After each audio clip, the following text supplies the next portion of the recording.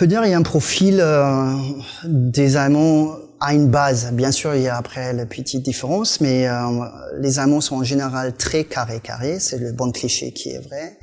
Ils sont précis, ils sont pointueux, ils sont écologiques aujourd'hui, politiquement corrects. Je sais pas si ça dit en français, mais et ils ont quand même ouvert. Ils ont des problèmes de langue, mais linguistiquement flexibles. Ça veut dire il y a toujours une petite base de tout. Et ils sont assez indépendants. Ça veut dire ils exigent pas un truc de début jusqu'à la fin. Ils peuvent changer pendant leur séjour. Ils ont quand même conscience de prix. Ça aussi c'est quelque chose de très important. Ça veut dire le prix annoncé, c'est le prix annoncé. Ça peut être moins, mais il n'y a pas de problème, mais jamais plus. Je pense pas que c'est une région pour les Allemands qui coûte très cher, parce que ils voyagent quand même beaucoup. Ils peuvent faire la différence entre un pays comme la République dominicaine et la Martinique. Déjà, nous sommes en Europe, nous avons l'euro, on est quand même très loin. Ça veut dire le prix, on va dire, de supermarché sont complètement compréhensibles parce qu'on sait déjà en Allemagne, on est les moins chers de toute l'Europe. Ça veut dire où on va, c'est plus cher. C'est pas ça le problème. Après, ils attendent plutôt l'authenticité. Ça veut dire d'être comme les gens ils ont. Hein. Ça peut être aussi, quelqu'un peut être en retard, quelqu'un peut pas avoir le sourire tout de suite, mais c'est dans le contexte authentique. Là-dessus, ils sont quand même très exigeants. Ça veut dire, si on propose une chose qui est authentique, on va sur une ferme, on va voir quelqu'un qui fait quelque chose très local. C'est pas possible, c'est à la japonaise ou chinois, comme on dit en allemand.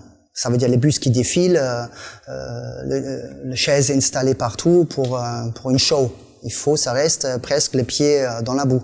Ils sont très exigeants sur la propreté. Alors la propreté, ça concerne tout, ça concerne les chambres, ça concerne le restaurant, les entourages de restaurant, plus la table, plus le couvert, plus tout ça, le verre bien propre. Ça concerne aussi les plages, les petites ruelles, même les façades des maisons. Tout ça, c'est quand même assez important l'aspect propreté. Même s'ils aiment bien l'authenticité, mais quand c'est mal propre et les déchets partout, ça passe très mal. Ils ont même pas ponctuel, mais précis. Ça veut dire surtout pour les acteurs de tourisme qui proposent des excursions ou des choses avec les clients en général. Il faut être précis. Ça veut dire l'heure convenue reste précis. 10 heures, c'est 10 heures chez les Allemands. Ensuite, ils sont aussi très précis sur tout ce qui est vendu. Ça veut dire vous faites un contrat de vente pour quoi que ce soit comme prestation. Ça, c'est la base de la prestation pour les Allemands.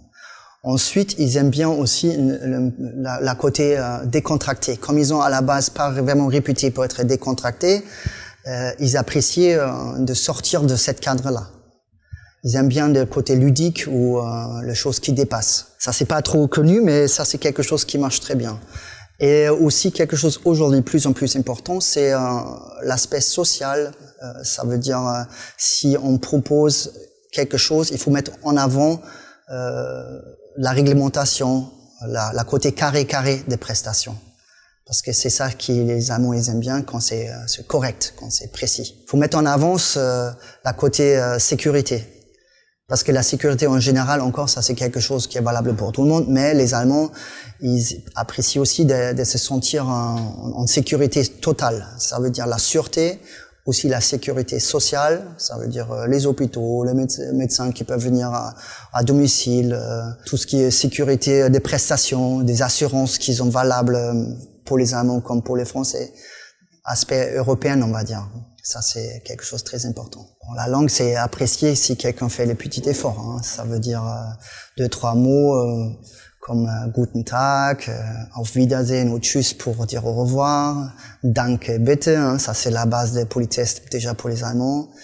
Et la phrase qui est toujours très utile de dire je parle pas allemand, mais je peux vous aider un petit peu en anglais, c'est Ich spreche kein Deutsch, aber ich kann ein bisschen Englisch. Voilà. Il y a beaucoup de sons bizarres dedans, mais bon, il faut pas se casser la tête sur la prononciation. Hein. Ça, c'est encore, ça c'est la chambre française, c'est l'authenticité. Question de période, les Allemands sont, on va dire, assez flexibles. Par contre, il y a les périodes où ils ont déjà leur propre atout sur place, parce que l'Allemagne devient aussi une région de vacances, on va dire, pour les Allemands même. Ça veut dire Noël, par exemple, c'est très traditionnel. Ça, c'est souvent en famille. C'est pas vraiment l'époque, je pense, où on peut voir beaucoup de touristes ici. Par contre, carnaval, avec toute la chose folklorique traditionnelle autour. Il faut dire, en Allemagne, on a aussi déjà une tradition de carnaval qui est complètement différente. Mais côté ludique, et c'est lâcher, des fêter, et danser, et chanter, tout cet aspect-là. Ça, c'est, on va dire, c'est la seule période en Allemagne, les gens qui ont toute l'année carré, et ils ont le droit de se lâcher. Ça veut dire, ça peut bien marcher en Martinique. Et en général, il faut dire, l'été, c'est quelque chose où je pense on va pas voir trop d'Allemands. Par contre, dans la période, surtout, ça dépend des régions, mais le nord-est où c'est beaucoup gris et grisaille, et puis la moitié de l'année, entre Toussaint et les vacances de Pâques, c'est une période où on peut accueillir beaucoup des Allemands, qui sont assez flexibles parce que chez nous, il y a des régions qui ont des vacances un après l'autre. C'est pas groupé.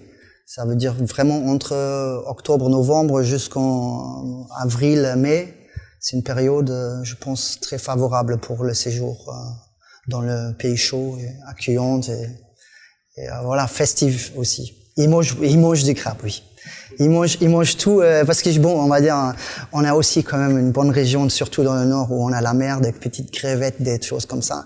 Les Allemands sont pas trop langoustes, mais c'est pour ça ils aiment bien manger ça sur place parce qu'on mange pas trop homard langouste chez nous, c'est pas dans notre tradition. On mange beaucoup plus de poissons. Et ça aussi, c'est quelque chose à développer parce que le remarque qu'ils font souvent les Allemands, c'est on n'est pas venu pour manger poulet frites. Ça existe en Allemagne à chaque coin aussi, et c'est le poisson de la Caraïbe ou de l'Atlantique, mais le poisson qui vient sur place. Et les crabes surtout, c'est pêché, il faut montrer la crabe avant, ça marche très bien. Tout ce qui est authentique en général, ils ont ouvert pour ça. Dans la cuisine, ils ont plus ouvert qu'on peut penser. Ouais. Mais bon, dans mon Jacques, il n'y a pas de problème, je pense. Ça, après, si ça brûle, ils vont boire une petite bière Lorraine derrière, il n'y a pas de souci.